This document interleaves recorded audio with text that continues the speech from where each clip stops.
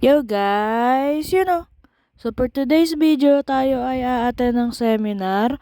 For today's video, ayun nga, tumupo na rin kami dito sa may table. At may ilan-ilan na rin dumating na mga tao. Ito nga pala ay seminar ng Davies. Dati ay naka-attend na rin kami sa ganito, pero sa iba lang ang venue. Dito nga ay nagsusulat na kami sa attendance. Kasi sabi ay magsulat daw kami, kaya yun ang sinunod namin. Ayun nga at napagtanto namin na masyado kaming malapit sa stage. Kaya lumipat kami dito sa may malayo. Para kung sakaling may tanungin ay hindi kami agad matatawag.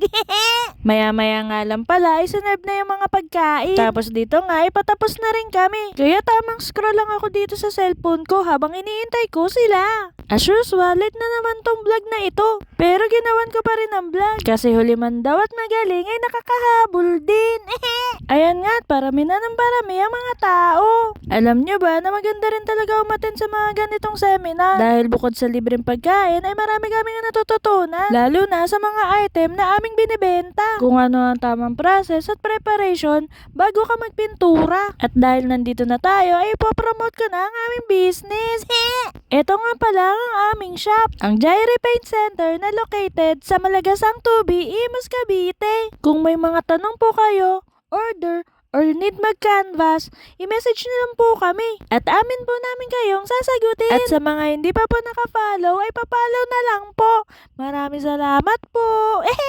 Ayun nga, nag-start na rin ang seminar. Dito nga ay nagsasalita na rin ang speaker for today's video. Ang galing din ng tagapagsalita nila. At malinaw ang kanyang mga sinasabi. Madaling intindihin. Bukod sa kanilang mga itinuro ay meron din silang mga pag-giveaway sa mga umattend. Bawat isa ay may maiuwi. Kaya sigurado may mga ngiti kami sa aming mga labi.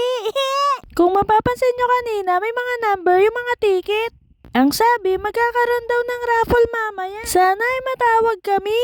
Pero habang wala pa, ay tamang kinig lang muna kami dito sa may Gedli. Dito nga ay nagsisimula na ang question and answer. At kung sino makakasagot ng tama ay makakakuha ng premyo. Kaso kaming apat na umattend ay masyadong mahihiyain. Kaya ayun, hinayaan na lang namin sila.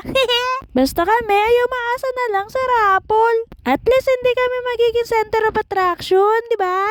Pero yun ang akala ko. Kasi maya-maya nga lang pala ay nanalo si Renya ng 500 pesos. At pagdating sa grand prize ay natawag naman ang number ko. Kaya ayun, instant 1,000 pesos. Kaya dito ko na tinatapos tong video na to. Hanggang sa susunod. Paalam, mamamamam.